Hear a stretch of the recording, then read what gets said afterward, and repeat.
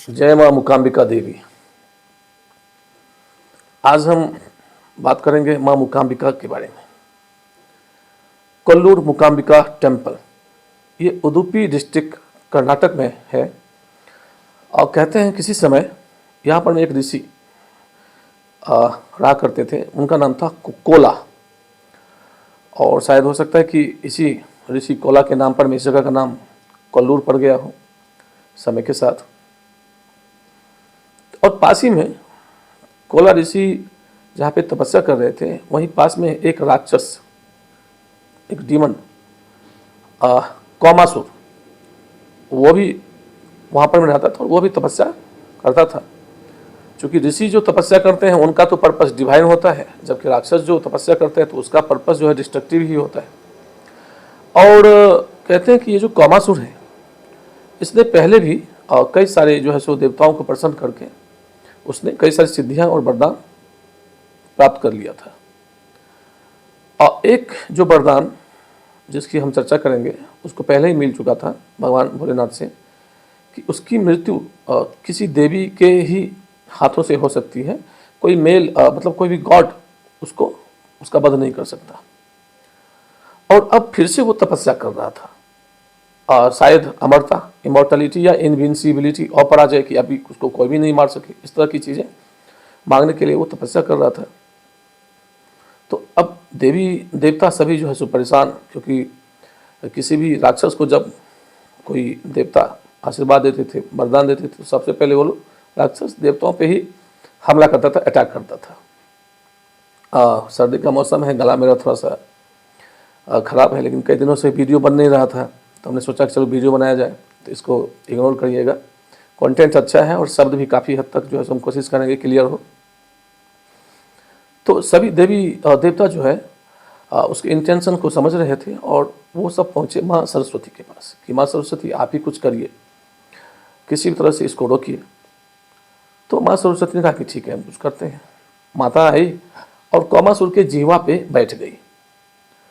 और जब भगवान भोलेनाथ आए कौमासुर की तपस्या से प्रसन्न होकर के, तो जो कौमासुर है कुछ बोल ही नहीं पाया, कुछ मांग ही नहीं पाया बाबा से, बाबा भोलेनाथ से, भगवान शिव से। वो मूक मतलब चुप रह गया और कितना भी उसने प्रयास किया वो बोल ही नहीं पाया, मूक हो गया, डम हो गया, क्योंकि माँ सरस्वती उसके जीवा पे विराजमान थी। अब भगवान शिव अंतर्ध्यान हो गए, वो चले गए अपने धाम। इससे जो कौमासुर है ना बहुत क्रोधित हो गया और वो देवताओं की चाल को एक तरह से समझ गया। उसने चारों तरफ जो है सो एक कियोस हाहाकार मचा दिया। देवराज इंद्र के स्वर्ग की राजधानी अमरावती पे भी उसने जो है सो आक्रमण कर दिया। सभी देवी देवताओं के खिलाफ उसने लड़ाई छेड़ दिया। तो कोला ऋषि जो थे उन्होंने देवी की आराधना की, उपासना की, उनकी पूजा की और देवी से कहा कि माँ अब आप ही हैं, हम सबका उद्धार कर सकती हैं इस राक्षस से। तो पूरे यूनिवर्स में एक तरह से जो कियोस का जो माहौल बन गया था, इस और डिसबैलेंस हो गया था, इस बैलेंस को रिस्टोर करने के लिए जो त्रिदेव हैं ब्रह्मा विष्णु महेश, उन्होंने अपनी अपनी पत्नियों को बुलाया, माँ सरस्वती, माँ लक्ष्मी और माँ काली, और सबको जो है इन सबके पावर्स को, त्रिदेव और त्रिमूर्ति, इन सबके कंबाइंड पावर से एक नए स्वरूप, एक नई देवी का जन्म हुआ, पराशक्ति। पराशक्ति जिनमें परब्रह्म यानी कि तीनों देव और तीनों देवियाँ, इनकी शक्तियाँ समाहित थी एक नई देवी का, पराशक्ति का। और माँ पराशक्ति ने इस कौमासुर का वध किया। चूँकि वो मूक था, बोल नहीं सकता था, डम्ब था, इसी वजह से माँ का नाम मूकाम्बिका, अंबिका का मतलब माता, और उन्होंने चूँकि मूकासुर भी अब उसको कहा जाने लग गया था, मूकासुर का उन्होंने वध किया था, इसी वजह से माँ का नाम पड़ गया मूकाम्बिका देवी। अच्छा, ये जो मूकाम्बिका देवी का जो टेम्पल है उसमें एक स्वयंभू शिवलिंग है कोल्लूर में। तो वो जो शिवलिंग है ना, कहते कि ये अपने आप उस समय प्रकट हो गया जब कोला ऋषि ने कहा कि माँ अब आप यहीं पे रहिए, यहाँ से मत जाइए, हम आपकी पूजा करेंगे और बाकी जितने भी लोग हैं सब जो है सो आपकी पूजा करके धन्य होंगे, उनको अभिष्ट सिद्धियाँ मिलेगी, आशीर्वाद प्राप्त होगा आपका। तो माँ ने कहा कि ठीक है हम यहीं पर रह जाते हैं। तो कहते हैं कि एक शिवलिंग का उद्भव हुआ, स्वयंभू शिवलिंग, और उस शिवलिंग में जो आधा भाग है वो गोल्डन लकीर, एक सुनहला जो है सो सुनहले गोल्डन लकीर है जिसमें आधा भाग जो है सो त्रिमूर्ति और आधा भाग त्रिदेवी का वास हम मानते हैं इस शिवलिंग में।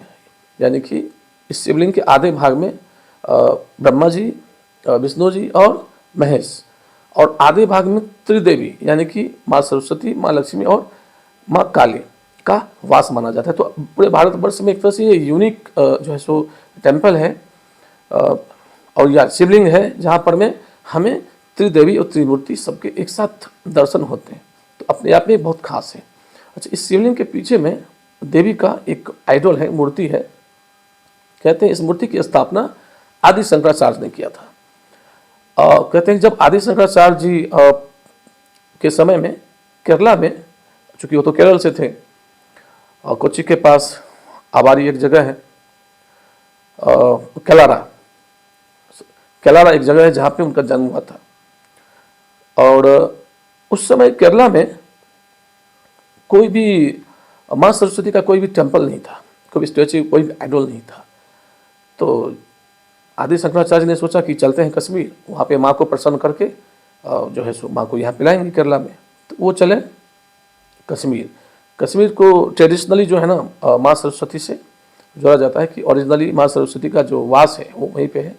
माँ शारदा पीठ काफ़ी पुराणों में भी मेंशन है, कई सारे बुक्स में, मैन्युस्क्रिप्ट्स में इसकी चर्चाएं हैं।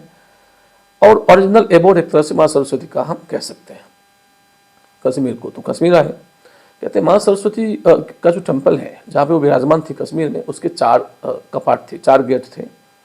और चारों ही गेट जो है उसमें 3 गेट खुल चुका था और 1 गेट नहीं खुल रहा था। और वो गेट था जो कश्मीर के साउथ में, यानी कि साउथ इंडिया पड़ता है, तो साउथ वाला जो गेट है उसका नहीं खुला था। बाकी जो तीनों डायरेक्शन में है वो गेट खुल चुका था।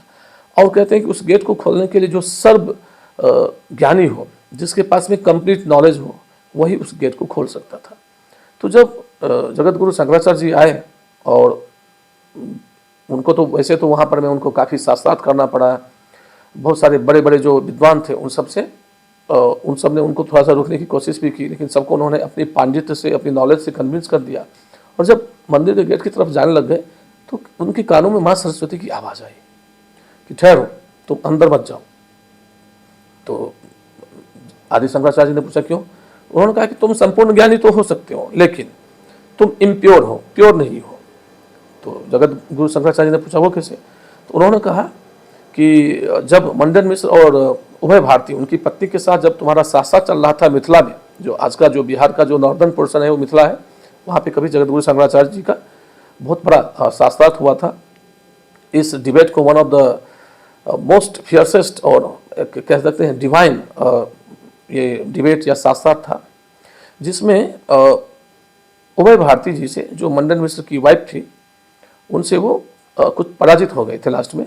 और उन्होंने एक महीने का समय मांगा था। और उसके बाद वो एक जो किंग है, किंग अमरुक, जो डेड था, उसकी डेड बॉडी में वो चले गए थे। और फिर जो है सो जो भी सांसारिक ज्ञान उन्होंने अर्जन किया, उसको सीखा, और फिर वो आए उभय भारती के साथ साथ करने। तो ये एक अलग स्टोरी है और मैंने प्रीवियस वीडियो में इसकी चर्चा की है, तो उसमें आपको मिलेगी। और भी कोई क्वेरी हो तो आप लोग पूछ सकते हैं कमेंट करके, हम बाद में इसके बारे में डिस्कस करेंगे। तो उन्होंने कहा कि तुम चूंकि उस किंग के बॉडी में समा गए थे, इसीलिए तुम इम्प्योर हो, डेड बॉडी अमरुक के किंग के बॉडी में। तो जगत गुरु ने कहा कि नहीं, उसमें तो मैं जो है सो उसमें मौजूद जरूर था, लेकिन उसमें मेरा ऐसा कुछ भी नहीं था कि जो मैंने इम्प्योर काम किया हो, जिसमें मेरी प्योरिटी का लॉस हुआ। उन्होंने अपनी बातों से उनको कन्विंस कर दिया माँ को। माँ मान गई।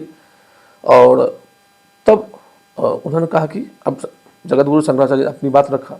उन्होंने पहले तो काफ़ी पूजा पाठ उपासना जो भी है उन्होंने किया, और उन्होंने कहा कि माँ आप चलिए हमारे साथ केरल, क्योंकि वहाँ पर में आपकी एक भी मंदिर नहीं है, आप वहाँ पे स्थापित होंगे तभी हम एक मंदिर का निर्माण कर सकते हैं।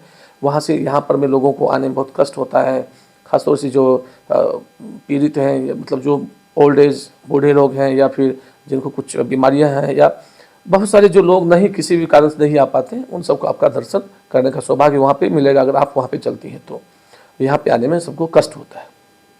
तो माता ने कहा कि ठीक है हम चलेंगे, लेकिन हमारी एक शर्त है। तो जगत गुरु शंकराचार्य जी ने पूछा कि कौन सी शर्त है आपकी? तो माँ ने कहा कि हम तुम्हारे पीछे पीछे चलेंगे, तुम मेरे आगे आगे चलना, लेकिन तुम कभी भी रास्ते भर में मुझे पीछे मुड़ करके नहीं देखोगे। तो शंकराचार्य जी तो मान गए। एक तो माँ केरला आने के लिए तैयार हो गई, तो शंकराचार्य जी क्यों नहीं मानेंगे।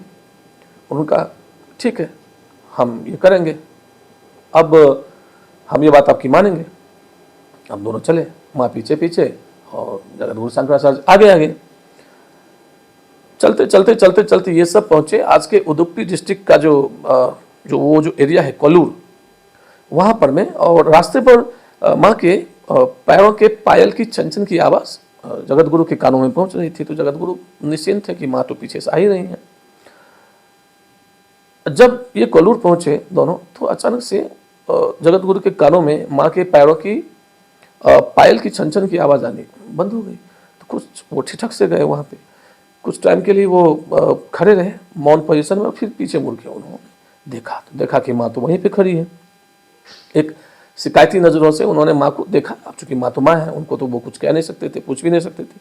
और तभी उनको वो जो शर्त, जो कंडीशन माँ ने रखा था कश्मीर में, वो भी उनको याद आ गया कि पीछे मुड़ के नहीं देखना है। तो माँ ने कहा तो मैं यहाँ से जाऊँगी नहीं, तुमने तो अपने प्रॉमिस को तोड़ा है। तो जगतगुरु ने फिर से उनका पूजा पाठ, उनकी याचना की, माफ़ी भी मांगा कि माता ऐसे मत करिए, बहुत दूर आ चुके हैं हम लोग, केरला पास में ही है, चलिए थोड़ी सी दूर की तो बात है। माँ ने कहा नहीं, शर्त तो शर्त है, अब हम तो यहाँ से जाएंगे नहीं।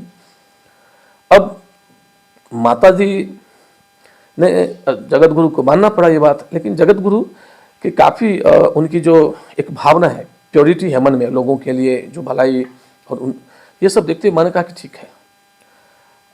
केरल में कोच्चि के पास में छोट्टानिकारा जो टेम्पल है, मैं वहाँ पे इसी फॉर्म में माँ सरस्वती के रूप में मैं वहाँ पे मौजूद रहूँगी।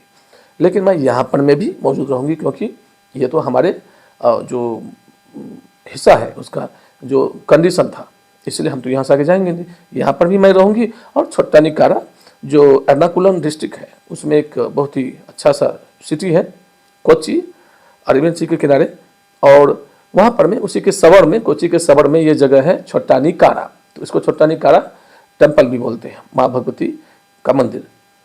तो अब जगतगुरु ने कहते हैं कि वो जो शिवलिंग है जिसमें त्रिमूर्ति और त्रिदेव सभी समाहित हैं, उसी के पीछे, शिवलिंग के पीछे में, उसी गर्भगृह में, जो मंदिर के बीचों बीच जहाँ पर में आइडल होता है भगवान का, देवी का, देवता का, उसको हम गर्भगृह कहते हैं। तो उसी शिवलिंग के पीछे में उन्होंने माँ सरस्वती की जो है सो मूर्ति, आइडल की स्थापना की। कहते हैं कि इस टेम्पल में माँ की पूजा जो है सुबह में महासरस्वती के रूप में होती है, वाइट कलर के ड्रेस में। दोपहर में माँ लक्ष्मी के रूप में पूजा होती है क्रीमसन कलर के ड्रेस में। और शाम को महाकाली के रूप में ब्लू कलर के ड्रेस में माता की पूजा होती है। तो 3 अलग अलग फॉर्म में यहाँ पे देवी की पूजा होती है। और कहते हैं कि जो छोट्टानिकारा जो टेम्पल है, छोट्टानिकारा टेम्पल में भी महासरस्वती के रूप में सुबह सुबह माँ की पूजा होती है वाइट ड्रेस में। दोपहर में माँ लक्ष्मी के रूप में उनकी पूजा होती है क्रिम्सन कलर के ड्रेस में। और इवनिंग में महाकाली के रूप में ब्लू कलर के ड्रेस में पूजा होती है। और एक बात और कहा जाता है कि जो छोट्टानिकारा टेम्पल है, तो सबसे पहले उसी टेम्पल के कपाट, गेट खुलते हैं और सुबह सुबह माँ सरस्वती की, महासरस्वती के रूप में पूजा की जाती है। उसके बाद ही जो कोल्लूर मूकांबिका टेम्पल है, उसके कपाट खुलते हैं और फिर माँ सरस्वती की पूजा वहाँ पे होती है। और फिर इस तरह से वो क्रम चलता है। तो ये बहुत ही खूबसूरत जगह, उडुपी तो अपने आप में बहुत ब्यूटीफुल जगह पे, यहाँ पे बहुत सारी चीज़ें हैं। इसके आसपास उत्तरी कनाडा, दक्षिणी कनाडा, ये तुलुनाडु का जो रीजन है अरेबियन सी के किनारे किनारे, यहाँ से ग्रेट माधवाचार्य जी का भी जन्म उडुपी डिस्ट्रिक्ट में ही हुआ था। उडुपी अपने 8 मठ, श्री कृष्णा मठ के रूप में भी जो है सो फेमस है, जिनकी स्थापना जगतगुरु माधवाचार्य जी ने किया था, जो कि द्वैतवाद के संस्थापक थे। तो कभी अगर हम लोगों का जाना अगर इधर हुआ और हमारे पास अगर ये इन्फॉर्मेशन पहले से है, तो हम वहाँ पे जरूर जाएं, माँ मूकांबिका भगवती का दर्शन करें और उनसे जो है सो आशीर्वाद पाएं। जय माँ मूकांबिका भगवती, जय भारत।